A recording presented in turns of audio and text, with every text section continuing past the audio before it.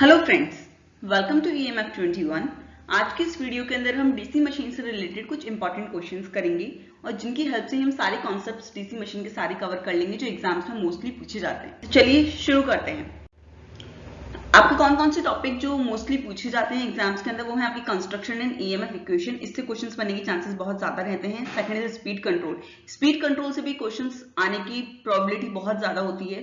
Starter से इतने question नहीं आते हैं पर एप्लीकेशन बेस्ड क्वेश्चंस बहुत आते हैं, जैसे कि आपका कि क्रेन से या हॉइस्ट के अंदर किस टाइप की मोटर यूज में होती है या फिर आपके एलिवेटर्स के अंदर कौन सी मोटर यूज में होती है। इस टाइप के क्वेश्चन एप्लीकेशन बेस्ड क्वेश्चंस आते हैं एग्जाम्स के अंदर।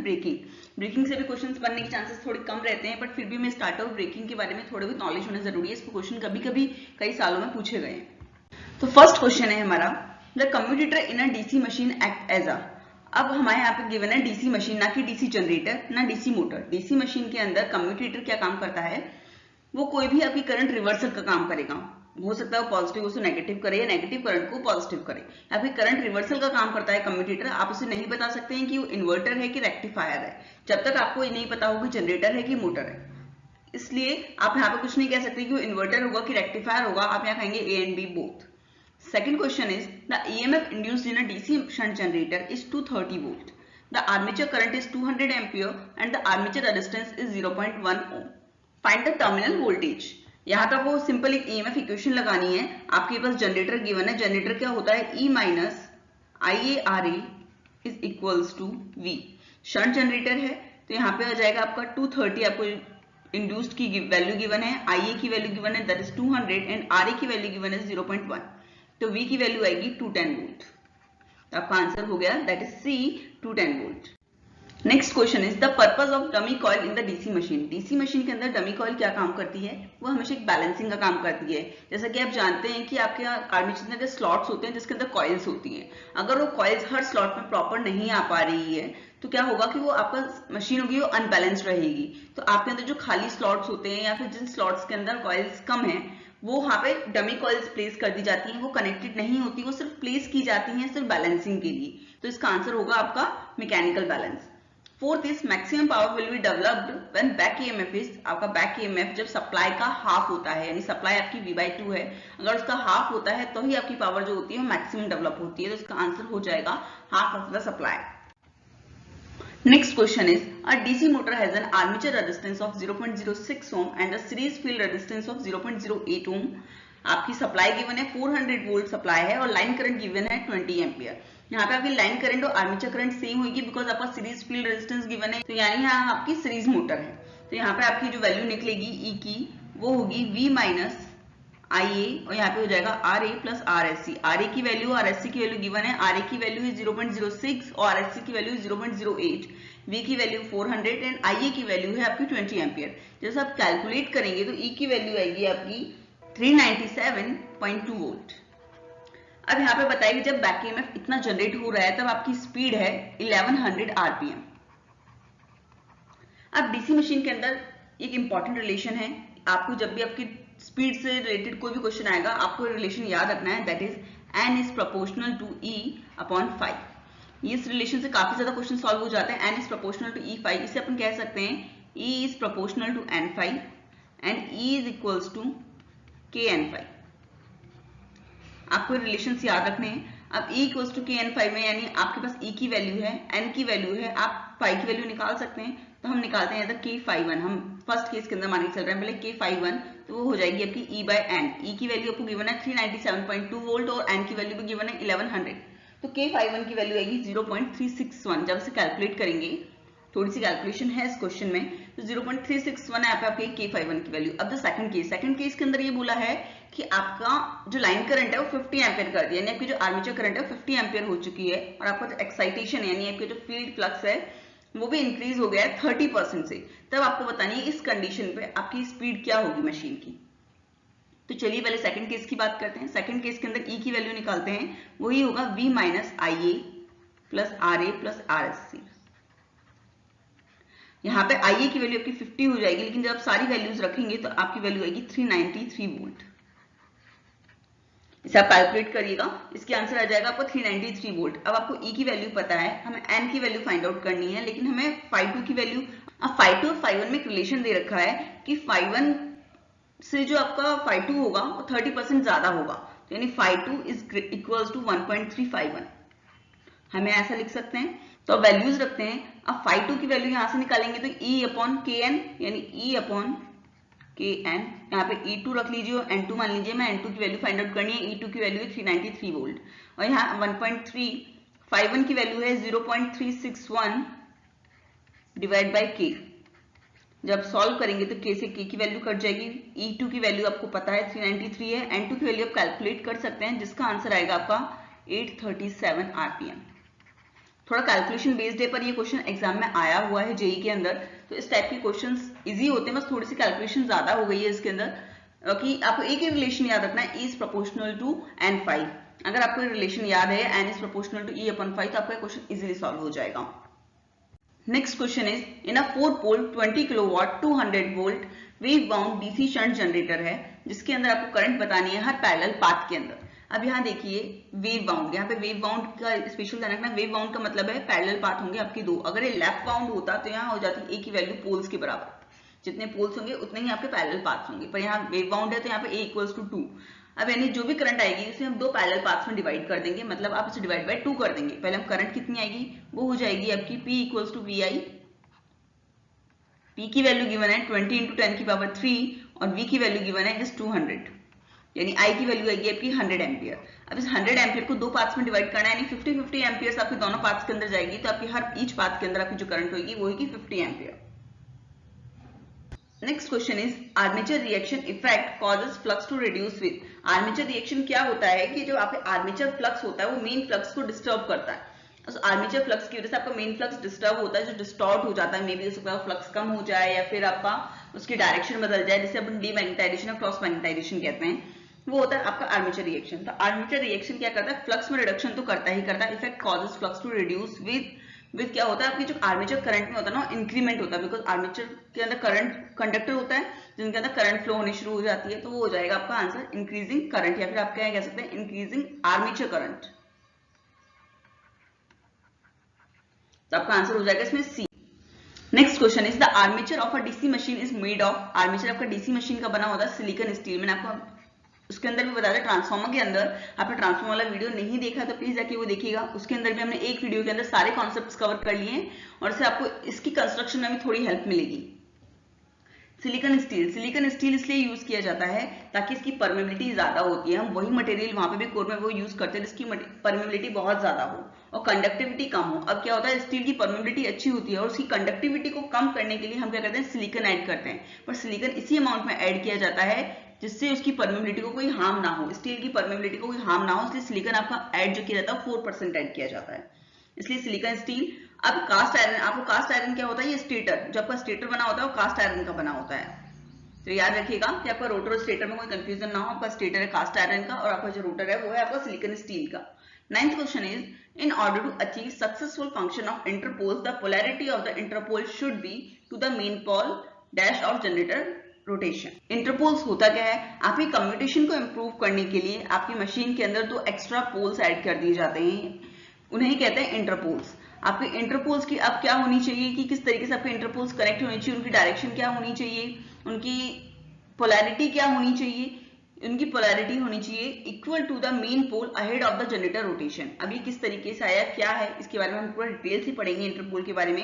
अभी तो याद रखिए इक्वल एंड अहेड। अब इंटरपोल के बारे में देख लेते हैं कुछ। अब इंटरपोल क्या होता है, इंटरपोल है आपके दो पोल्स, इनका काम क्या होता है, आपकी कम्यूटेशन को इंप्रूव करना और बाकी इसकी फंक्शंस हम भी देखेंगे। और इसकी जो डायरेक्शन, जैसे कि अभी हमने जनरेटर के अंदर क्या देखा था, equal and behind, equal and ahead. Equal and ahead का मतलब यह है कि आपकी जो इंटरपोल्स की जो पोलैरिटी होगी वो कैसी होगी, इक्वल होगी। जो आपका रोटेशन हो रहा है तो उसके आगे आने वाला जो आपका पोल है, रोटेशन आपका जनरेटर का इस तरफ हो रहा है तो आपके आगे आने वाला पोल यहाँ पे साउथ पोल है, तो यानी इसकी जो पोलैरिटी होगी वो भी साउथ होगी। यहाँ पे अगर इस वाले इंटरपोल की बात की जाए तो यहाँ आपकी रोटेशन हो इस तरीके से कुछ, या आपके आने वाला जो नेक्स्ट पोल है दैट इज नॉर्थ, तो आपकी इसकी जो पोलैरिटी होगी वो होगी north. In the same case motor के अंदर क्या हो जाएगा, equal and behind. Equal and behind यानी आपकी जो रोटेशन होगा उसमें पीछे वाला जो पोल था उसकी जैसा सेम होगा। अब यहाँ मोटर का रोटेशन की डायरेक्शन हमें यूं दी हुई है, यहाँ पे देखिए अगर जो नेक्स्ट आने वाला है साउथ, लेकिन इसकी पोलैरिटी नॉर्थ है, यानी आपकी जो पीछे वाला पोल था ना उसकी सेम पोलैरिटी जैसी होगी आपकी। तो यहाँ पे आपको याद रखना है कि in the case of generator और in the case of motor, equivalent ahead and equivalent behind. अब देख लेते हैं इंटरपोल करता क्या है। इंटरपोल क्या करता है, काउंटर फ्लक्स प्रोवाइड कराता है आपके रिएक्टेंस वोल्टेज को कम करने के लिए। जो रिएक्टेंस वोल्टेज है उसको कम करने के लिए काउंटर फ्लक्स प्रोवाइड कराता है, और साथ के साथ अंडरपोल टिप्स पे जो क्रॉस मैग्नेटाइजेशन होता है उसको भी रिड्यूस करता है। अब इसका मतलब ये नहीं है वो आर्मेचर रिएक्शन को इंप्रूव कर रहा है, आर्मेचर रिएक्शन को रिड्यूस कर रहा है। इस अंडर द पोल टिप्स, जो आपकी इस पोल के टिप्स पे जो क्रॉस मैग्नेटाइजेशन हो रहा है ना, जो इंटरपोल जोन के अंदर जाते हैं, इसे आप इसे कह सकते हैं इंटरपोल जोन भी। इंटरपोल जोन के अंदर जो आपका क्रॉस मैग्नेटाइजेशन हो रहा है उसको इंप्रूव करता है। बाकी जो आपका इंटरपोल मेनली होता है वो कम्यूटेशन को इंप्रूव करने के लिए होता है। अब what is the function of interpole, यहाँ पे आपको reduce armature reaction, reduce commutation, improve commutation, none of these.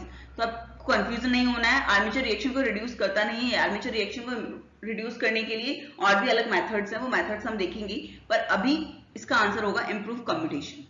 Next question is compensating winding is used for. Compensating winding जो यूज होती है वो होती है आर्मेचर रिएक्शन को रिड्यूस करने के लिए। इसके और भी कई ज्यादा मेथड्स हैं, जैसे लाइक पोल स्टैंपिंग या पोल चैम्फरिंग, ये बहुत सारे मेथड्स हैं, पर सबसे ज्यादा इफेक्टिव मेथड ये है कि आर्मेचर रिएक्शन को इंप्रूव किया जाए कंपनसेटिंग वाइंडिंग यूज करके। कंपनसेटिंग वाइंडिंग क्या होती है, आपका जो पोल होता है,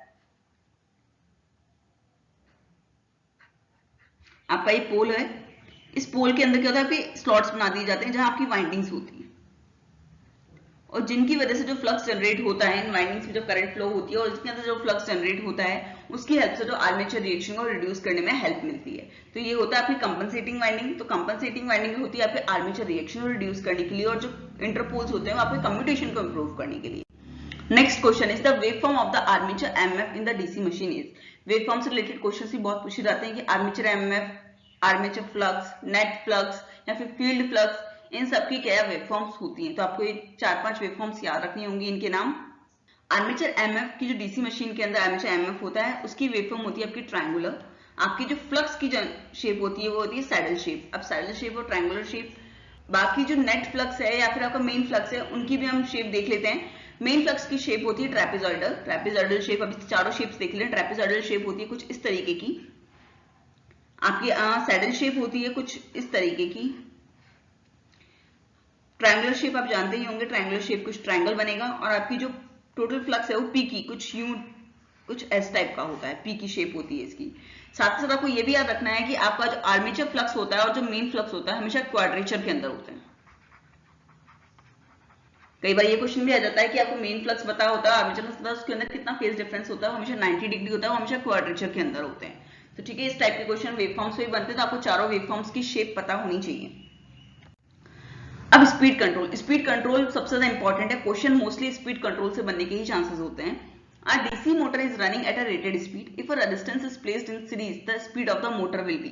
अब यहाँ देखिए कि अगर आपने रेजिस्टेंस सीरीज में प्लेस कर दिया है तो आपकी स्पीड क्या होगी। मैंने आपको बताया था स्पीड को रिलेशन सबसे पहले याद रखना है, n is proportional to E upon 5। अब यहाँ पे E की वैल्यू होती है V माइनस IA RA, और यहाँ साथ में मैंने अगर सीरीज में रेजिस्टेंस और ऐड कर दिया है जो ऑलरेडी था, उसके बाद RSC था और भी कुछ ऐड कर दिया, तो क्या होगा, E की वैल्यू कम हो जाएगी। E की वैल्यू कम होगी तो N की वैल्यू भी कम हो जाएगी, बिकॉज इसका ये प्रोपोर्शनल होता है। तो इसका आंसर हो जाएगा डिक्रीजेस। तो इस तरीके से अगर आपको रिलेशन पता है तो आप ये सारे फॉर्मुलेज आपके स्पीड कंट्रोल के जो भी आपकी कंडीशंस लगाएंगे उस पर आप निकाल सकते हैं कि आपकी स्पीड कम होगी कि ज्यादा होगी। A DC series motor is running at a rated speed. If a diverter is connected across the field, the speed of the motor will be.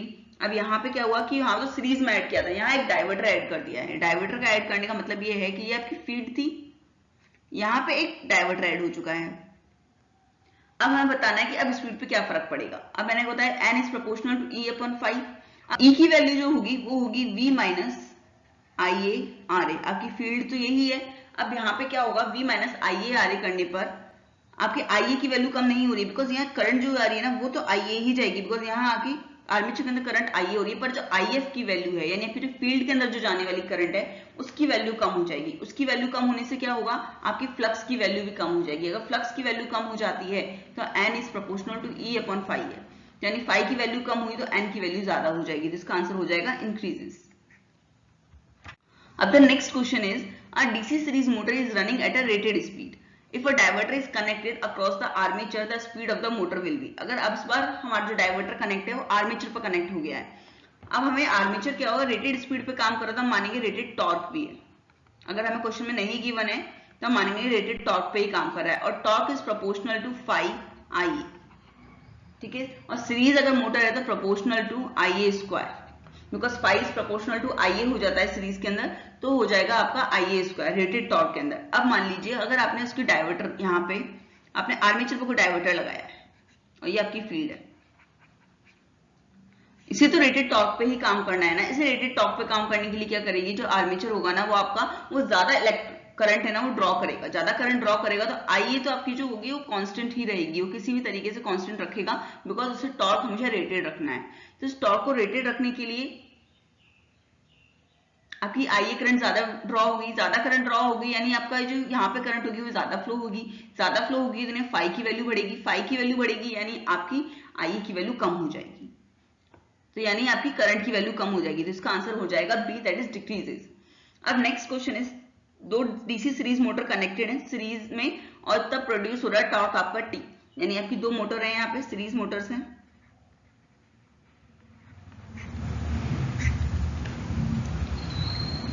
जब भी सीरीज में कनेक्टेड हैं तो मान लीजिए इसके अक्रॉस जो वोल्टेज है यहाँ पे वो V है और T टॉर्क प्रोड्यूस हो रहा है, यानी T is proportional to phi IA। आपको बताया है कि phi is proportional to IA होगा, सीरीज में होगा तो सारी करंट सेम है ही, तो T is proportional to IA square in the first case. अब यहाँ पैरेलल में जब कनेक्ट हो गई है, पैरेलल में कनेक्ट हुई तो कुछ इस तरीके से होंगी, इसके अक्रॉस भी वोल्टेज है, पर यहाँ पे जो करंट है वो हो जाएगी आपकी IA/2 और यहाँ पे भी करंट हो जाएगी IA/2। यहाँ पे टॉर्क अब कितना होगा, यहाँ पे हो जाएगा T is proportional to IA square और IA की वैल्यू हो गई IA/2, तो T is proportional to IA square by 4, यानी आपकी जो नेक्स्ट वैल्यू होगी, जो T की वैल्यू होगी वो डिवाइड बाय 4 हो जाएगी, तो आंसर हो जाएगा आपका T/4।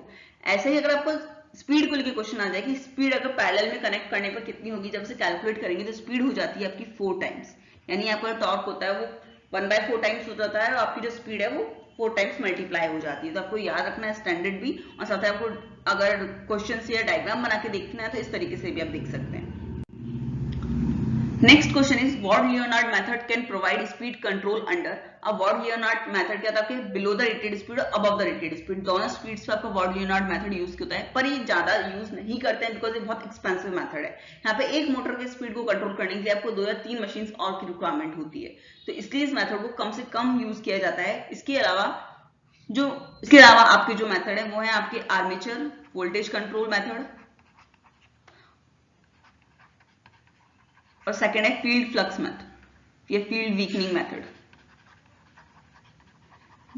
जब आपको रेटेड स्पीड से कम स्पीड पे आपको अगर स्पीड कंट्रोल करना है तो आप आर्मेचर वोल्टेज मेथड का यूज करेंगे, और जब आप रेटेड स्पीड से अबव स्पीड पे आपको जाके वोल्टेज कंट्रोल करना है तो आप करेंगे इसमें फील्ड वीकनिंग मेथड। तो इस तरीके से याद रखिएगा, 2 मेथड्स हैं, आर्मेचर वोल्टेज और फील्ड वीकनिंग। कब और कहाँ यूज होते हैं ये पता होनी चाहिए। और वॉर्ड-लियोनार्ड मेथड है जो वो आपके दोनों स्पीड्स पे काम करता है, बट थोड़ा एक्सपेंसिव इसलिए यूज नहीं करते।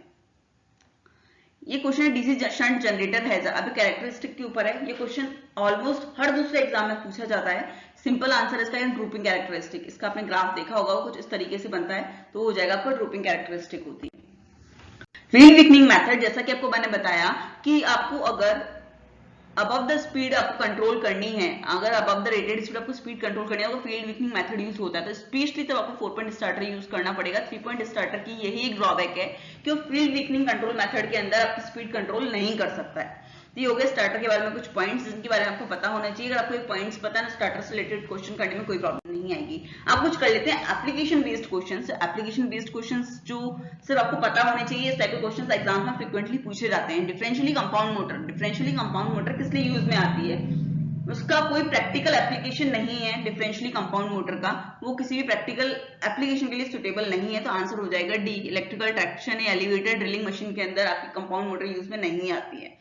Second, switch motor is not suitable for the application of centrifugal pump. अब जैसा कि मैंने आपको बताया कि डिफरेंशियली कंपाउंड मोटर का कोई भी प्रैक्टिकल यूज नहीं है, तो किसी भी कंडीशन में आप डिफरेंशियली कंपाउंड मोटर का यूज नहीं कर सकते हैं। Third is which motor is suitable for driving crane, hoist, centrifugal pump etcetera. इन सबको यूज करने के लिए आपको सबसे ज्यादा मोटर कौन सुटेबल होती है, वो होती है आपकी सीरीज मोटर। सीरीज मोटर इसलिए बिकॉज ये चीजें जो होती है ना हाई टॉर्क की डिमांड करती हैं। हाई टॉर्क आपको मिलेगा T is proportional to 5IA, और आपको पता है सीरीज मोटर के अंदर 5 होता है, वो IA के प्रोपोर्शनल होता है, तो प्रोपोर्शनल टू IA स्क्वायर, तो वो स्क्वायर टर्म में चला जाता है, तो मैं हाई टॉर्क आराम से मिल जाता है, जिसलिए यहाँ पे होती है कि सीरीज मोटर यूज में। Which of the following generator is use in the arc welding. अब देखिए डिफरेंशियली कंपाउंड मोटर का तो कोई यूज नहीं था, पर डिफरेंशियली कंपाउंड जनरेटर का बहुत यूज है, वो आर्क वेल्डिंग के अंदर यूज में आता है, तो इसका आंसर हो जाएगा differentially compound generator. The next question is the motor is suitable for driving constant speed blower and fans. जब आपको कांस्टेंट स्पीड पे काम करवाना है तो आपके लिए सबसे ज्यादा बेस्ट मोटर रहती है वो होती है शंट मोटर। शंट मोटर का स्पीड कंट्रोल बहुत अच्छा होता है, पर सीरीज मोटर का सबसे बेकार स्पीड कंट्रोल होता है। स्पीड कंट्रोल के मामले में सीरीज मोटर बहुत बेकार है, अगर स्पीड कंट्रोल के लिए शंट मोटर बहुत अच्छा है, पर अगर आपको टॉर्क की रिक्वायरमेंट ज्यादा है, हाई टॉर्क की रिक्वायरमेंट है किसी चीज के अंदर, तो वहां पे सीरीज मोटर यूज में होगी। तो आपको ये चीजें कुछ याद रखनी है। अब देख लेते हैं ब्रेकिंग।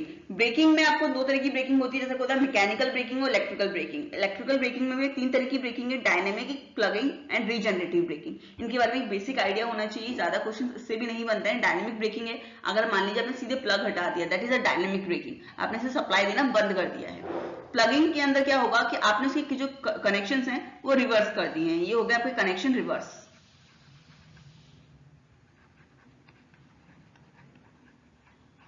और रीजनरेटिव ब्रेकिंग के अंदर क्या होगा, आपका बैक ईएमएफ है जो कि ईबी है, वो अगर ज्यादा हो जाए आपकी सप्लाई वोल्टेज से, तो हो जाएगी आपकी रीजनरेटिव ब्रेकिंग। तो इस तरीके की 3 तरह की ब्रेकिंग होती है। तीनों तरह की ब्रेकिंग आपको सिर्फ बेसिक आइडिया होना चाहिए, ज्यादा क्वेश्चंस ब्रेकिंग से भी नहीं बनते हैं। तो ये हो गया हमारा डीसी मशीन। डीसी मशीन से किस टाइप के क्वेश्चंस एग्जाम पूछे जाते हैं। मोस्टली ये जो आपके क्वेश्चन जो मैंने आपको बताए हैं अभी सारे, वो एग्जाम्स में पूछे गए हैं, फ्रिक्वेंटली रिपीट हुए हैं हर दूसरे तीसरे एग्जाम के अंदर। तो आई होप आपके लिए हेल्पफुल रहा होगा, आपको इससे सारे कॉन्सेप्ट समझने में हेल्प मिली होगी। अगर आपको वीडियो पसंद आया तो प्लीज वीडियो को लाइक कीजिएगा, अपने दोस्तों से जरूर शेयर कीजिएगा। बाकी मिलते हैं फिर नेक्स्ट वीडियो में। Thank you so much.